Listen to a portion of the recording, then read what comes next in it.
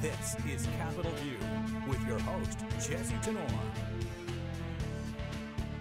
This week, we welcomed Senator Tom Cotton to Capitol View. During my conversation with Senator Cotton, we talked about the biggest issues affecting the country, including Russia, North Korea, tariffs, and the nomination of Brett Kavanaugh to the Supreme Court.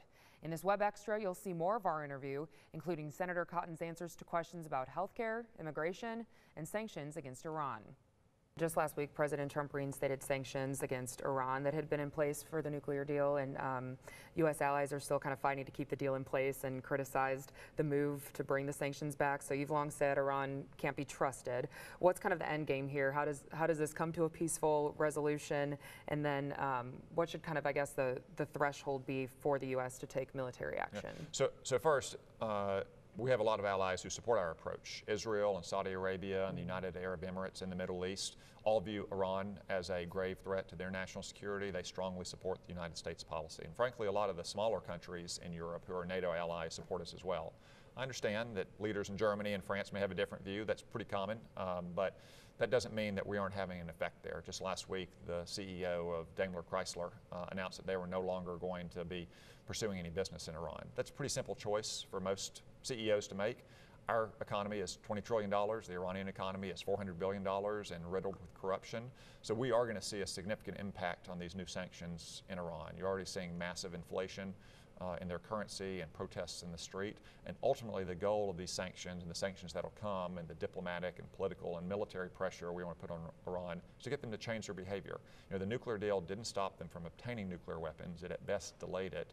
We want to stop that, but we want to do a lot more. We want to stop their calls for the destruction of Israel and their support for terrorism and their missile technology, some of which they may be exporting to other countries. We're trying to fundamentally change their behavior so they won't be the radical anti-American country they've been for 40 years. The government is, of course, working to return children who have been taken from their parents at the southern border under the Trump administration's zero-tolerance policy.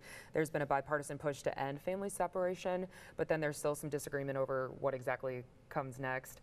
So what should be done with these families, and are you satisfied that the administration has handled this properly? Well, what I'd say is we want to end catch and release. We want to end the practice of catching illegal immigrants as they try to cross our border, releasing them into the country, and just politely asking them to show up for their deportation hearing years later. That hasn't worked very well, as most people with any common sense would see.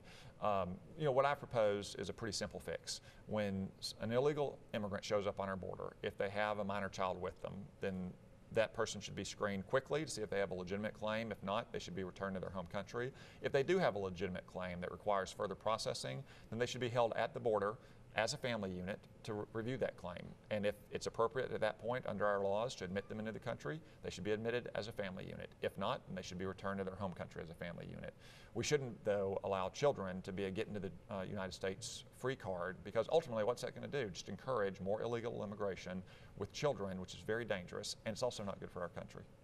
A report this week indicated the White House is considering a policy to restrict legal immigration by essentially penalizing these immigrants who have family members using government benefits like food stamp, CHIP, even health plans under the Affordable Care Act. So I know, you've been pushing for cuts to legal immigration, but would this be something you'd support? One of the oldest principles of American immigration law is that an immigrant can't be a public charge. One of the few things that would keep an immigrant from entering the United States, not just today, not just in the 20th century, but in the 19th century, is if that person was going to be a public charge, if they were going to live off the public welfare.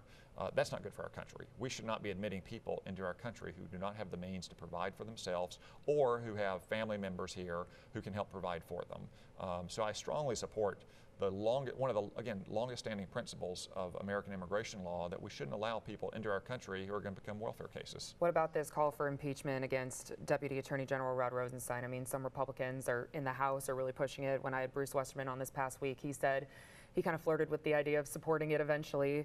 And so do you believe that that's warranted? And then do you think this whole document requests, being made during the ongoing investigation are appropriate? So I think the oversight that both the House and Senate is conducting of the FBI and the Department of Justice and their action in the 2016 election is very appropriate.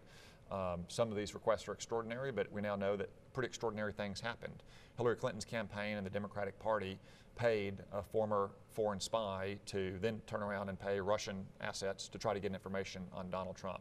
That was material that ultimately made it into the application for a surveillance approach to one of Donald Trump's kind of remote campaign advisors. Even when the FBI finally cut off that former spy, they continued to use a back channel through his wife and through a senior Department of Justice official. So all those steps are appropriate to figure out exactly what happened inside the Department of Justice and the Department of State and the FBI in 2016. I think Deputy Attorney General Rosenstein is trying to cooperate to the greatest extent he can without compromising investigations.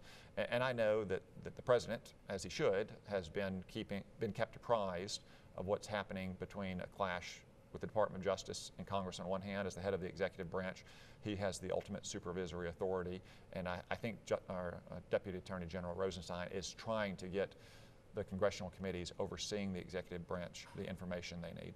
So if it would make it out of the House, you wouldn't support it in the Senate? I doubt it's going to make it out of the House, but I think the better way to resolve this is to continue to engage with each other. These tensions always occur between the Congress and the executive branch as part of our constitutional system of separation of powers. And I do think that the White House and the Department of Justice, under its current management, is trying to be forthcoming to the greatest extent they can with the Congress. You brought up health care a little bit too, and just kind of, there was a lot of different pushes, ended up fizzling out. If Republicans are able to keep control of Congress moving into 2019, do you think there'll be another push to repeal with no sort of replacement? Well, I think we're always going to continue to try to improve health care for Arkansans. The administration, within the constraints of Obamacare, is doing as much as it can to try to keep health care costs down. So, for instance, it's just recently approved new plans that especially young people can buy that don't have to comply with all the crazy mandates of Obamacare. Young people who aren't married yet getting prenatal care, or 58-year-old men and women having to pay for pediatric dental care. That just doesn't make much sense. People should have more choice and more freedom than that.